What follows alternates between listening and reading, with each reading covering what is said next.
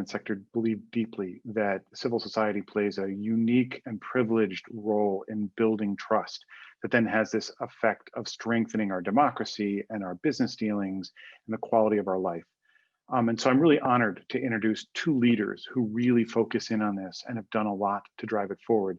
Leading Weave the Social Fabric, which David Brooks is our first guest, who is a New York Times columnist, many of you know, and the founder of Weave, and a close ally and friend of independent sectors and a thought partner, and his extraordinary executive director, Fred Riley, who together is really driving Weave to this force that is critically important at this point in our political process. So they're going to explore how we chart a path ahead in the age of hyper-political polarization, distrust, and declining confidence in national leadership.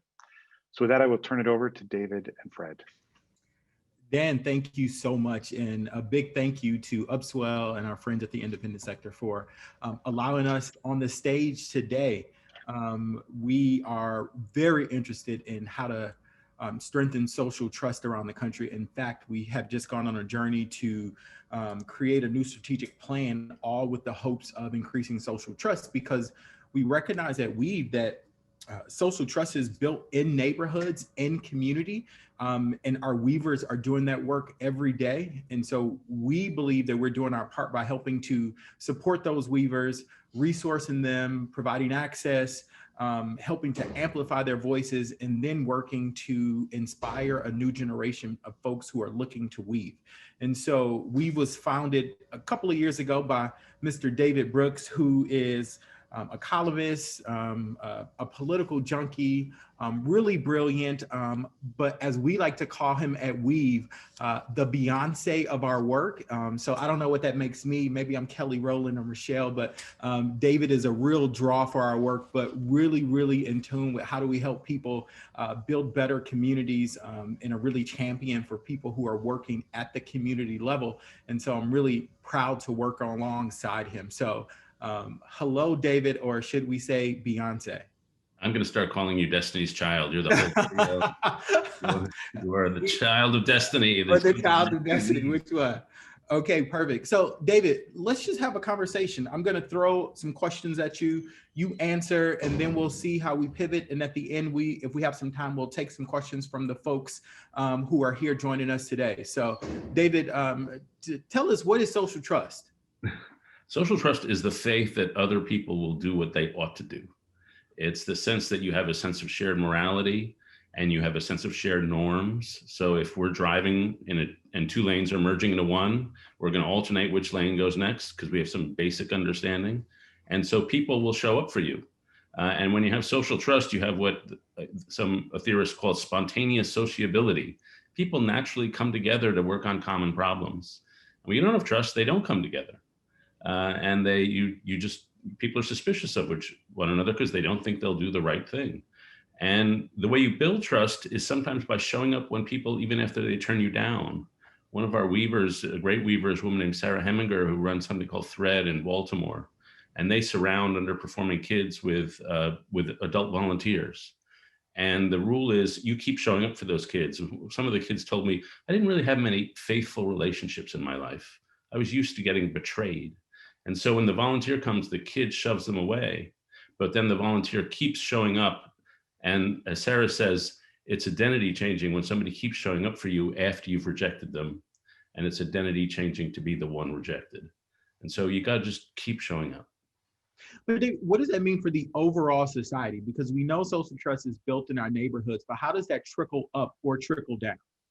Well, when you have low social trust, basically institutions cease to function. You can't do a business deal because at some level, when you're doing any sort of business deal, I'm trusting you. I go into the restaurant, I'm trusting them not to serve me dangerous food. They're trusting me not to run out on the bill. And societies fall apart when trust falls. And unfortunately, we're in the middle of a massive trust fall. A generation ago, if you ask people, do you trust the institutions of your society? 70 or 80% said yes. Now we're down to about 19%. If you ask people a generation ago, do you trust your neighbors? Are your neighbors trustworthy? 60, 70% said yes. Now we're down to 33%.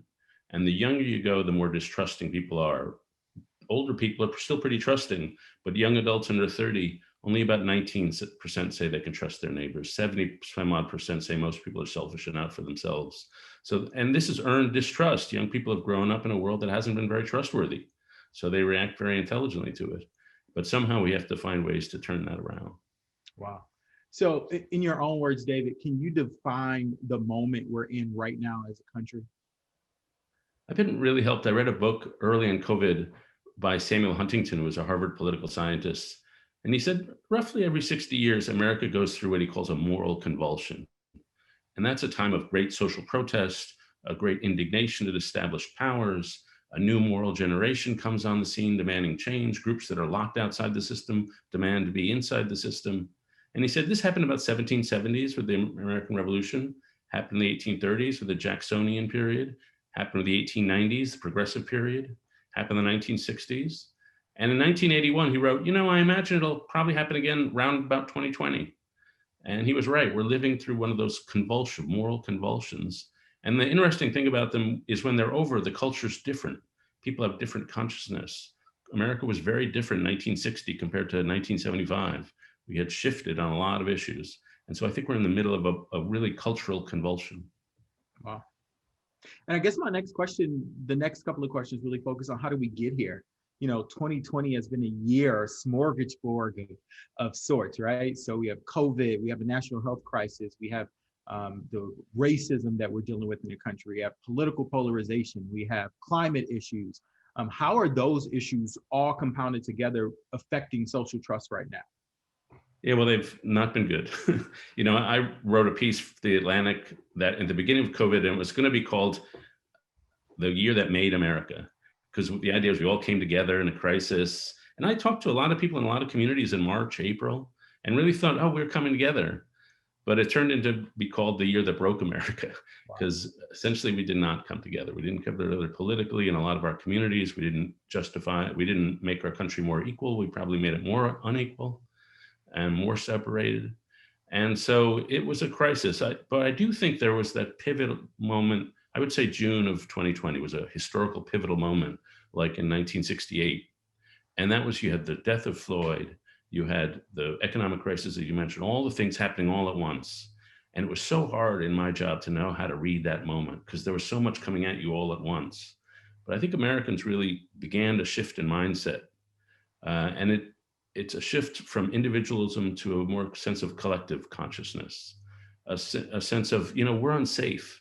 We need to bond together. And so when the boomers, my generation, our mindset was always, I want to be free to be myself. I want to be liberated, rambling man, free bird, born to run. And I think we had 60 years of that. And I think in June of 2020, that began to shift. And people was like, no, I want to be embedded. I want to be in a group. I want to be looking after each other. And hopefully that will be a cultural pivot. I more foresee cultural pivots than political pivots right now. Wow. So speaking of pivots, are we living through a pivot or a decline? With these changes in culture and society and baby boomers, Gen X, what do you see as society? Do you see we're living through a pivot or a decline? Yeah, I have to say, my whole career, I've fought the idea that we're in decline. And so you always have a bunch of people saying that. I have to admit, it's in the air. It's possible. We're in just bad shape. But I would say I basically have faith in people to figure stuff out. Yeah. And so I think there's a theorist who says, we have a system, it stops working, so we have to chop it up. Then we pivot over and we build a new system, and the cultural system, political systems, civic systems. And the chop up moments are bumpy. They look bad, and we're in the middle of one of those. We're chopping up some old systems. But I have basic faith. And I would say being on the Weave tours for the last 3-4 years, nothing has inspired me more. You can't leave these conversations not filled with incredible inspired hope. And so I come to Upswell, I come to any independent sector activity with renewed hope. Wow. So as we are thinking about 2021, right, I think we're all ready for there to be some resolve to COVID and some of these really major issues that are happening around the world. Let's talk a little bit about the road ahead. What are the groups or who do you know is seizing the moment and are helping to weave America's social fabric and rebuilding the social trust right now? Well, just to get slightly political here, we'll be greatly benefited by the fact that we won't have somebody from the top ripping to society to shreds on an hourly basis. That'll be just a great weight, and all of us who do work in community will just have, we won't be facing the bitter headwinds that we've been facing. But we have to be realistic. We've got divided government, we're a divided nation politically. We should not expect radical political legislative action in the next 2 to 4 years. I've been on the phone all morning with senators and Senate staffers, and I can't find much optimism that we're going to get a lot done. So the aegis of social change will be on the community and local level. Wow. It will be on those of us in this room who are community builders, who know how to tell a community story, who know how to build community projects, who know how to adopt a Weaver ethos that we in this neighborhood are enough. We are the community is the expert. It'll be those of us in the civic space that will be, I think, the prime movers in the years ahead. Wow. David, I think we've cemented on the fact that the revolution is going to happen, but it's going to happen in local communities around the country. Because we know local communities is really the system that's going to move this country to the next phase. What are the small acts or what are the things that people are doing in community that they can start doing to extend and build social trust right now? I do think it is the small acts. I didn't grow up in a Christian household, but Jesus had it right. Go to the margins. Wow. Go to the margins. It's the people on the margins who are closest to the truth. Yeah. And so, you've just organized this big strategic plan for us. And I love it because it focuses on the margins. And the story I tell is a woman I met in Watts in South Central LA just before COVID named Keisha Daniels. She runs something called Sisters of Watts. And she just helps kids with backpacks so they can bring food home. She helps bathe the homeless. She does what needs to be done in Watts. And she's lived in Watts her whole life. She lives in the neighborhood which she serves, which is so crucial because people can come in from out the neighborhood. They can get foundation grants from out the neighborhood. But if they don't have the trust of the neighborhood, if they don't know what needs to be done in the neighborhood, they're just going to come and go. And so it's focusing on those sometimes informal people right at the ground roots who live in the neighborhood they work. That's how things happen. And then, as we say, or as it says in the Bible, the sparks fly upward. Yeah, I think that is the most important thing right now. Earlier, Daniel in his comments, and he talked about local and state elections.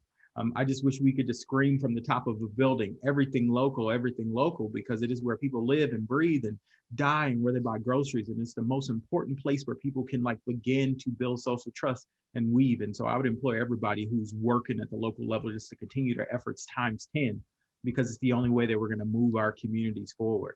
I want to remind everybody, if you have questions, that you should go ahead and start placing them in the chat.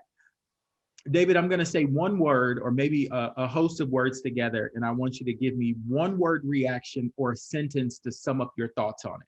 So I'll start with, and I'll say a friend. A friend is someone who calls me Beyonce. Someone who reflects your ideal self onto you. What about 2020? Something to endure. Something to endure. Tough year. Trust. It's faith, and it's like faith in God, and faith in God is trust in something unseen. Faith and trust is faith in each other. Wow. And when faith in God goes away, the church disappears. If faith in each other goes away, the nation disappears. So that's why we focus on it. Wow. An enemy. Usually someone you've never met. I find it very hard to hate up close, and I think most people are like that. Wow. The University of Chicago. Well, the famous saying is it's where fun goes to die. The other saying is it's a Baptist school where atheist professors teach Jewish students St. Thomas Aquinas. But I call it it's my alma mater. And it made me who I am. The teachers there gave me things to love. Yeah. And they say, if you catch fire with enthusiasm, people will come for miles to watch you burn. And my professors were like that. They were enthusiastic. Wow. Division. Something we just have to be humbled by. I mean, I'm not a Trump supporter, but I've spent 4 or 5 years traveling with Trump supporters, and not all, but some of them have real reason for being who they are and voting for who they do. And they're not always wise, but there's usually some comprehensible reason for why they do, and it grows out of their own lives. Wow. David Brooks. Well, I'm a writer. That's one part of my identity. But another is I try to work on the things I'm weak at. Wow. So I'm not like naturally an emotionally open guy. I'm a little aloof, but I try to work on that. And Weave and you have helped me because you are not aloof. You are emotionally. I try to be. You should also tell everybody a little bit about your music playlist, but I won't embarrass you and tell everybody what you listen to when you out jogging in the morning. But we'll save that for another one. Solitude. Somehow solitude sounds better to me than loneliness. Solitude sounds like the place you go where no one is cheering or booing you, where you're not performing for the crowd. Wow. The United States as a country. I still think it's the greatest country. I've lived abroad, certainly traveled a lot abroad. It still is a country of opportunity and a country that is really struggling to live up to itself, but is getting there. Do you think at one point, do you think at, we've gotten to these really pivotal points in the country where I feel like the country is, or folks perceive it as living up to itself, but then we have these huge drop-offs. Why do we get to these points where we have these drop-offs and it doesn't seem like we're living up to our values? Well, I mean, the way we're not living up to our values is obvious. I think what we have to do is get a lot of narratives all at once. We're not just one narrative. Yeah. And so we're a movement, hopefully a movement from white dominance, homogeneity to diversity. That's one narrative. And we all want to be part of that narrative. But we're also an immigrant rise from the bottom to the top narrative. There's a group of people in the middle of the country in particular who feel they've been ignored by the modern world. And that's their narrative. And somehow we have to hold multiple narratives in our national narrative all at once. And we've struggled to do that. We tend to pick one and then the rest can go screw themselves. Wow. Social media. I think it's a tool we have to learn to live with. It's a very imperfect form of communication. There's judgment everywhere, understanding nowhere, but it's not going anywhere. And so we have got to figure out a way to structure social media so that we actually can know each other rather than just judge each other. Wow. Home. Home is New York. I haven't lived there in 20 years. But I had 5 generations on the Lower East Side of Manhattan, and that's still my home. And I haven't been there in 2020, which is crazy. But there are some places you never leave, and that place I'll never leave. Weave the Social Fabric Project. One of the most inspiring things I've done, the things we get to do, is we get to people who are actually in community. And as you've put it, we get to just to lighten their load a little. And we get to tell their stories, hopefully give them some resources, connect them one to another. And so to be helpful to the people who are inspiring and making the biggest difference, that's Weave's task. And there are a lot of Weavers on this call, and we salute all you guys. Yeah, our Weavers around the country inspire, and I know they do for you as well. So we're going to pivot really quick and take some questions from some of the folks that have tuned in. And one of the questions is, what role do you think national service might play in building social trust? Yeah, well, I think essentially, I'm going to ask you this too, but if ever we had a moment where we needed national service, this is the moment. And we've got a generation hungry to do it. And the one optimistic note is, as I mentioned, I'm calling people in the Senate, I asked them, is there anything we can get done bipartisan? And a couple of Republicans said, I think national service is something we can get done. Chris Coons, the senator from Delaware, a close Biden friend, is the lead on this. And he's got a great bill. And if we ask something from somebody and give them 2-year scholarship in return, that would revitalize a lot of community groups, and they could work in whatever community group they want to. And so we'd have manpower. I totally agree with you. I think the biggest issue I would have is that a lot of times, since social trust is built in communities, the young people who would take over and be those weavers in those communities would be folks who grow up there. And in impoverished communities, for young people who go to college, it's almost impossible for them to come back and do national service, because just like myself, I needed to make money because I needed to help support my family. And most national service organizations, young people take a vow of poverty. And so I would like, if a young person is going to do national service, they should make the playing field equal so that they can do the national service, help to build their community, but also be able to keep the other commitments that they have to their families and themselves. Yeah, AmeriCorps doesn't pay, it pays not a living wage, some of the. Yeah. That's the only push, but I think they are probably the one ways to help change hearts for people who are going to continue to build society as they grow. What's the role of politicians in building social trust? Politicians can destroy trust, as we've seen, but they can't build relationships, but they can build platforms for relationships. And so if you've got a school with wraparound services, then the community can come together at the school. If you've got early childhood education, you're bringing parents together with say, nurse family partnerships. And so I think government can do a lot to create systems that are the platforms for relationships. I've become a big fan of something called the Spartanburg, I'm now forgetting the name of it, but basically it's an organization that takes the mayor, church leaders, business leaders, nonprofit leaders, and puts them in one system. And it crosses public and private sector. And they go around the table and say, what can we do to help social mobility in our neighborhood? And government can create that kind of system. Collective impact is the word I was trying to think of. How might we understand the competing narratives we witnessed from this election? I think Donald Trump, we had a traditional narrative in this country, and it was the Exodus story. We escaped oppression, we came to the promised land. And that was the story the Puritans told. That was the story a lot of the immigrants told. The Exodus story was the story Martin Luther King told. But I go around telling that story to young people, and they say, I don't believe this is the promised land. I don't buy that narrative. Wow. And so we have to come up with another narrative. And Donald Trump, in my view, borrowed the Russian narrative, which is a traditional Russian narrative, which was the good-hearted people of real America are threatened by outsiders. And that's a pretty destructive narrative, and I'm hoping it's going off the table. But we've got to come up with some other narrative. And I think it could be the Lincoln second inaugural, which is a redemption narrative. We're a noble experiment that we have screwed up in many serious ways. But we can fix it. I see Jennifer Blatz is reminding me of the Spartanburg academic movement, which was the collective impact structure I first introduced to, thanks to Jennifer. Good to see Jennifer is here. One of the things that I'm always reminded of in our work is that we have more things that bind us together than separates us. In your opinion, what are the common thing or things that bind all of us together? We all have vulnerable stories to tell. I'm writing this book on the art of seeing others and being deeply seen, which is an art we're neglecting these days. But we all share certain common loves. We all love our kids. We all love the neighborhood's kids. We all love our places. And we all love justice.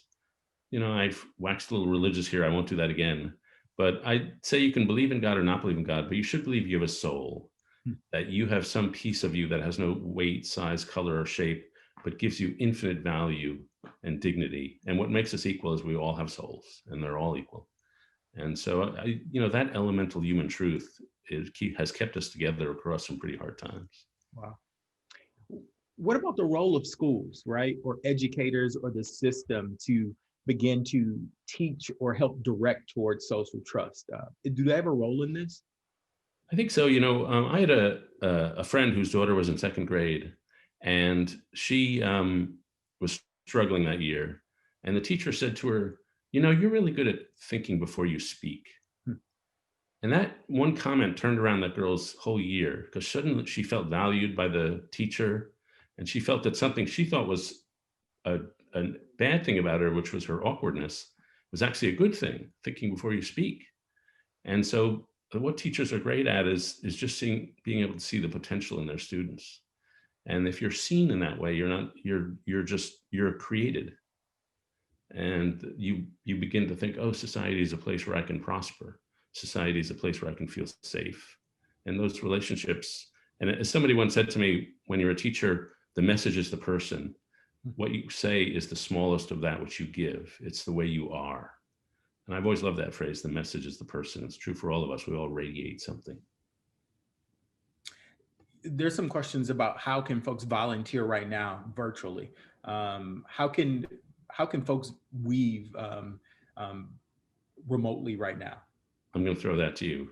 You're the boss. There, there are tons of ways. We can reach out to us individually. There's some folks on here who can reach out to you for that question, and we can connect you with places. We know folks all around the country. So there are a ton of things that people are doing right now to weave community. David, is there any other nuggets you'd like to leave the folks with before we round down the time we have together? Yeah, I'm going to do something which I've done and always regretted, but if people want to get in touch, write to me at david.brooks@aspeninstitute.org. Perfect. Brooks@aspeninstitute.org. And you can always find us at weareweavers.org. We have a weaving community, #weaving community campaign happening right now. And we'd like to hear from you. You can get in contact with us through our website. More importantly, thank you for joining us today. And thank you for all the great work that you are doing to help build social trust around the country. And we know that together, we can really change the nation. And so I look forward to connecting with everybody. So Dan and the Upswell team, thank you so much for your time today. Thank you for having us.